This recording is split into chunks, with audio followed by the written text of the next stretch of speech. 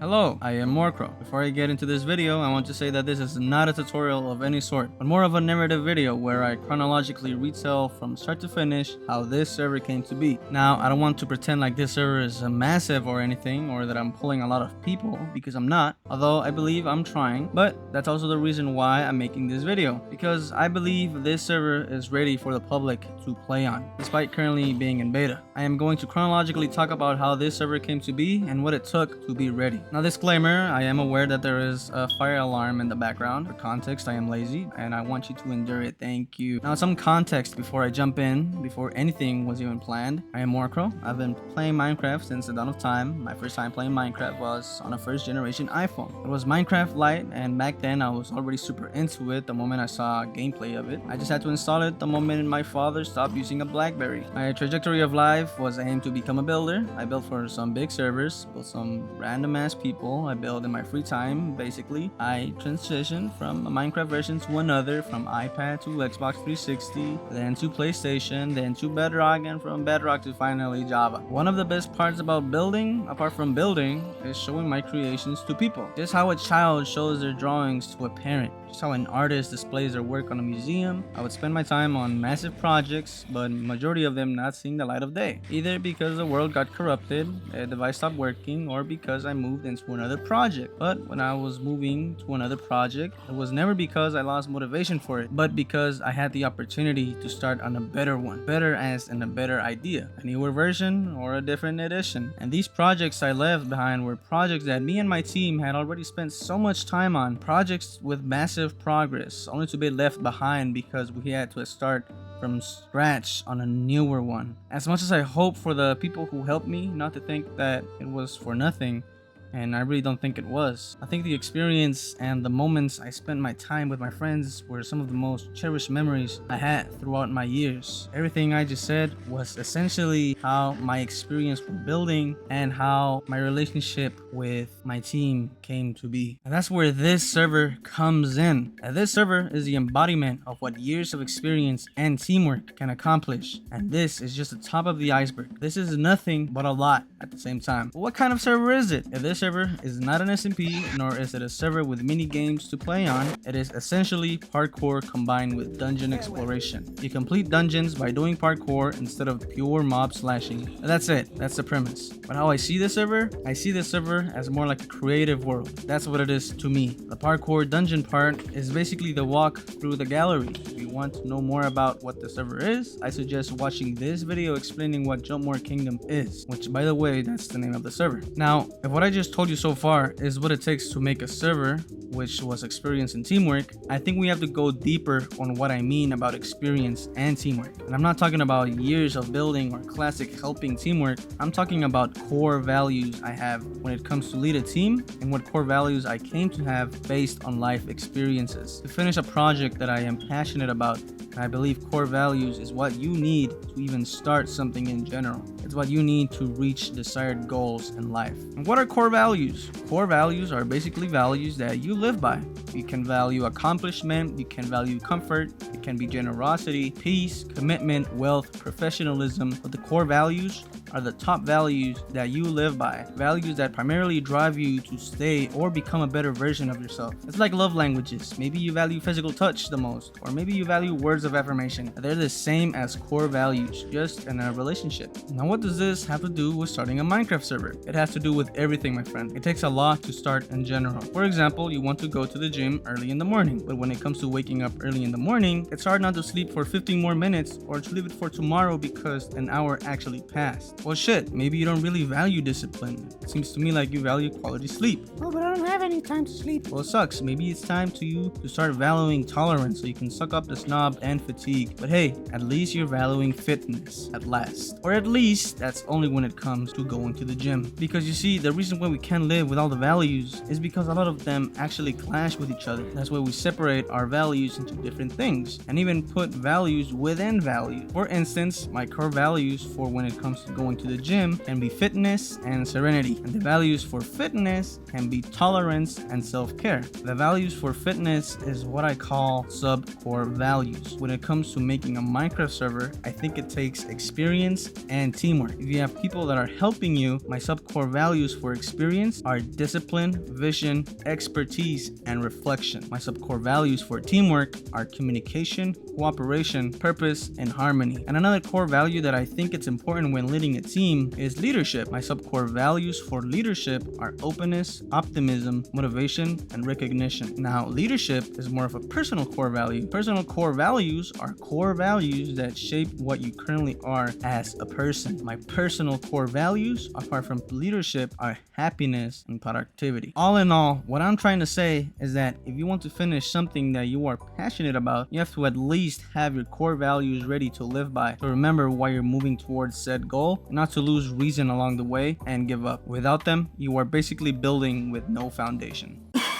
In short words, the first thing that I needed before even planning a server was to really be ready. Now, one thing I learned when trying to reach a goal was to never think of the goal, but to think of the journey. From experience and the experience of others, I realized that deadlines are almost never met. That's why you see a lot of people delaying shit. Even if I tried to make it realistic, I always had to assume that the finished product will most probably take longer than anticipated. It was always better said than done. And this is a common enemy for everyone, because when you start doing something towards a goal, you realize that a lot of things had to be taken in consideration. You start to think that you are making no progress because of it, or you may start thinking that you're never going to finish it, that time is being wasted and should be spent on something better. And that's where life grabs you by the balls. You lose the moment, you lose interest, and start being inconsistent, only to rely on bursts of motivation, only to second guess your purpose when there's none left. This was a challenge I knew I had to face if I wanted to make this server public. By the time I'm recording this video, it is currently October 11th, 2024, shortly after making it public on September 21st. I vividly remember the time I thought about setting a deadline to finish the server, which was around January of 2024. We started planning on the 29th of May, 2023, meaning it took well over a year to make it happen. Even though there was really no reason to set a deadline, there was also no reason to focus on the goal, because the goal takes care of itself. To not prevail against losing my motivation was to fall in love with the journey, to make every action fun, to make it feel like it had a good purpose. The day before the server was created to make preparations was a day where I was set on starting a server. With no experience on making a server whatsoever, I had planned to rent a server from a website, until a friend of mine by the name of It's Matt hooked me up with someone who offered to start a server on a privately owned server. With the news, I was excited and happy that I didn't have to add more expenses to my bank account. But anyway, on May 21st, 2023 was the day where planning started and the blueprint of my first city was created, which was going to be called Mapletown. We thought this area was good enough to build our first city. I could have chosen a better spot for the city, but it didn't matter that much anyway, since we were going to terraform a lot. During this time, my team consisted of 4 people, which was It's Matt, Casey Electric, and Mamo15. The very first thing we all built was the boat. We finished building it in like 2 days. I'm proud of how it came out, especially the interior. The interior was made by Casey Electric, and he's the one who is responsible and in charge of interior building. He is also the foreman of the team, since he's a longtime friend and a great helper. Ever since he joined the team, he's been specifically tasked to professionalize himself in doing interiors, since I would often not do them like the good builder I am. After building the ship, we moved on to building the houses. Starting with the blacksmith, we went for a classic simple oak theme with acacia wood for roofs, although this palette would change a few times in the future. Besides the blacksmith, we built a general shop / house, and in front of the general shop, we built a loom building for players who wanted to buy banners and dies. At this point, I was really thinking about building something big for the city. Then I wanted to just be buildings and shops, so I decided to change plans and build a small fort. Now, this fort will be later called Fort Syrup, and it only took a day to complete, although the interior would take way longer to make, which I will get into that in a bit. Satisfied with the fort, we continued to build more buildings and shops, such as the Fisherman's Building and the Cartography Building. In front of those buildings, we built an armory building for the guards of the city, then built more shops such as the gift shop and the flower shop. as well as the bakery and some homes. After building all the houses, Mount Moon 15, its Matt, and I decided to work on details such as paths, greenery, and minor details, while Casey worked on the interiors. We were 1 month in, and short-term goals were being met, but we had one problem. We didn't have any coders. We actually already committed to do redstone contraptions and command block magic, which you know was gonna be a mess fast because of lag. Luckily, some volunteers would join in and help making plugins and coding, especially one person in particular with the name of Crazy Potato, who single-handedly created 98% of the plugins such as leaderboards, timers, custom mobs, custom mob spawning, loot boxes, gates, and many more. This man just came out of nowhere and saved the day with a lot of vision on future problems like Superman. Although, not quite,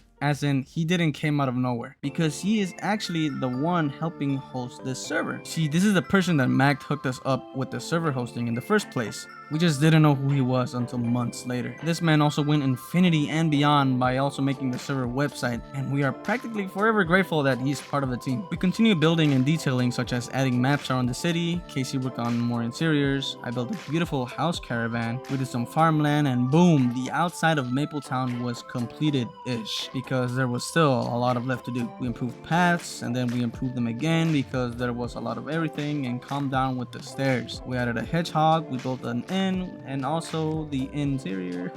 And then we worked on the castle interiors. We did the kitchen, archery area, dining area, supply room, king's room, prince room, the prince hall, maiden rooms, kitchen, food area, and that's all. 4 months in, we built the very first dungeons: Slumber Sinkhole, which is the tutorial dungeon, Dripstone Cavity, and Crystalware Dugout. These dungeons were considered easy, but the idea is that the more you venture, the more difficult in size variety you'll discover. From this point onwards, dungeons and lore was being added throughout Mapletown, with a total of 18 unique dungeons and parkour courses, as well as a variety of NPCs and shopkeepers selling their own items. Although there was something missing. 6 months later, since we finished the first 3 dungeons, we felt like the server needed something bigger. Building a hot air balloon didn't help, although it does look cool, but the server didn't feel big, or not big enough. It is important to note that my inspiration for building is Elden Ring and Skyrim. What I love about Elden Ring is their massive hidden maps, and I mean ginormous open areas that are only accessible through like corner that you wouldn't expect nothing from. It rewards the player with content and adventure. So what we did in the server is to build a beautiful garden surrounded by mountains that is only accessible through a cave that is on top of the castle. It took us 2 months to build, decorate, add detailing, and add dungeons around to finally finish what we call this area the Royal Garden. At this point, we were 10 months in. We were feeling like we were reaching the server's final touches before release. For the next 4 months, we kept polishing the server by making changes, player testing, writing lore, adding details, adding the last needed plugins such as spawn points, checkpoints, and water damage, which, by the way, lore accurate, the player doesn't know how to swim. We designed the logos, made the trailer, made this channel, made preparations, and finally,